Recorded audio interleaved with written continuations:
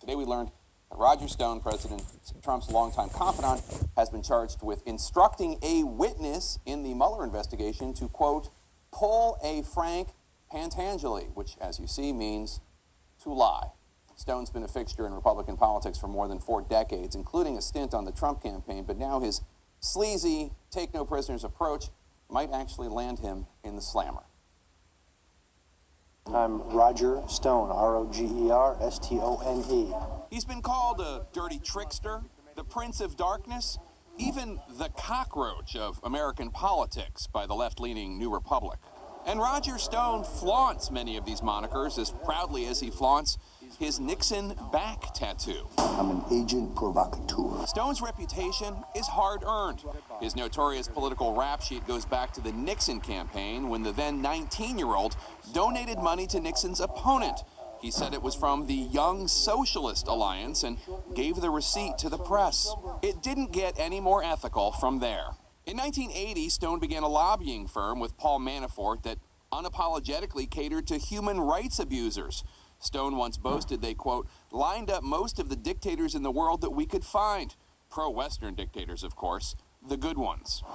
Nevertheless, the questionable consultant's resume is filled with work for Republican stars. Nixon, Reagan, Bush Sr., and, of course, I'm a political advisor to Donald Trump.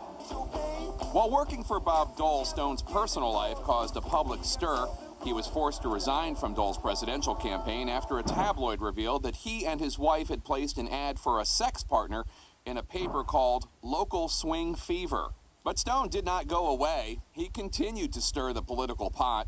Fair trade agreement, so that In 1999, Stone helped Donald Trump navigate his first short-lived campaign for the presidency. I've got to give my best advice, but Mr. Trump makes the decisions, and frankly, the polls so far kind of reflect that voters like it. A year later, in 2000, Stone took credit for disrupting the Florida recount by organizing a Republican riot at the Miami-Dade elections office. All the while, the Stone list of dirty tricks and black ops continued to grow. Stone took credit for the downfall of then New York Governor Eliot Spitzer, saying he found out about Spitzer's penchant for prostitutes from a sex worker he met at a Miami swingers club. Welcome to the Stone Zone. Through his online channel, The Stone Zone, and national TV appearances, Stone has for years peddled countless deranged conspiracy theories. I am not a conspiracy theorist. I'm a conspiracy realist. And through all of this, there has been a mainstay, his longtime friend Donald Trump, who reportedly continued confiding in Stone even after firing him from his campaign in 2015. Stone claims he quit. We go back a very long time. I have, Donald Trump came to my wedding. I went to 2 of his. I was at both his parents' funerals. I have great affection for Trump and the Trump family. So what advice might the president have received? One passage from Stone's book of life lessons stands out. Quote, admit nothing, deny everything, launch counterattack. So take a listen to Roger Stone today. The only thing worse than being talked about is not being talked about. The only thing worse than being talked about is not being talked about. He's being talked about because he was indicted. Jake, he's looking like a mini Nixon there. The only thing he didn't say is, I am not a crook directly. And it's really not a good look. I mean, there have been 34 people charged, 3 companies, almost 100, it's something wrong with this man. And it's something wrong with all of the president's men, it seems like.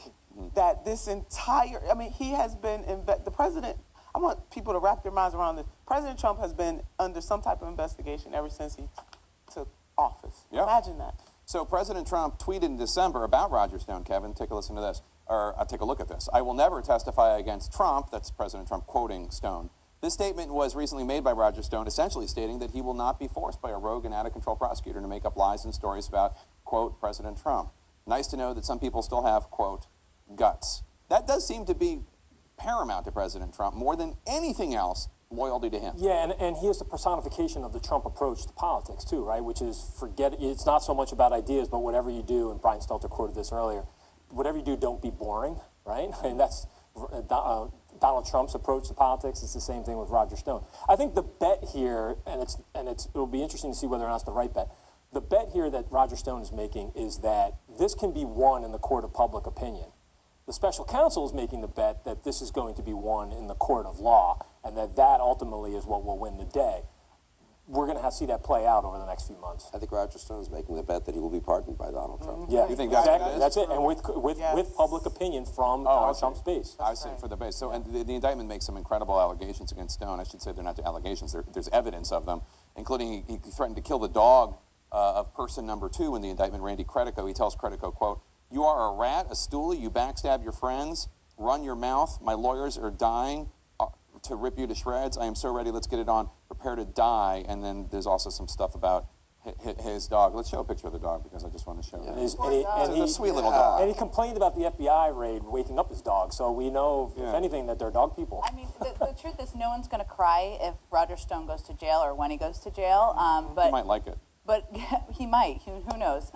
But the real question is, given all of their history here between Trump and Roger Stone, is it actually plausible he didn't know what he was up to? That's right. What did Trump know? When did he know it? We don't know it yet, but I'm sure we'll learn it. That's and where that's the why court this of is law is much bigger than the court of public Can I also opinion. just say, like, it's pretty remarkable that the president of the United States has a close associate like Roger Stone. I mean, there are dirty tricksters in every party and every corner of politics, but this is a close friend of President Trump's, and this guy is awful. Birds of a feather. Has a Nixon tattoo. Yeah. That's a big red flag right there. Well, I think that's unfair to Nixon, really. Okay, No, I just fair want to enough. say.